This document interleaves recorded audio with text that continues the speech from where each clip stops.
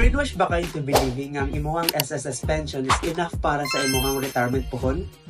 Let's talk about that myth.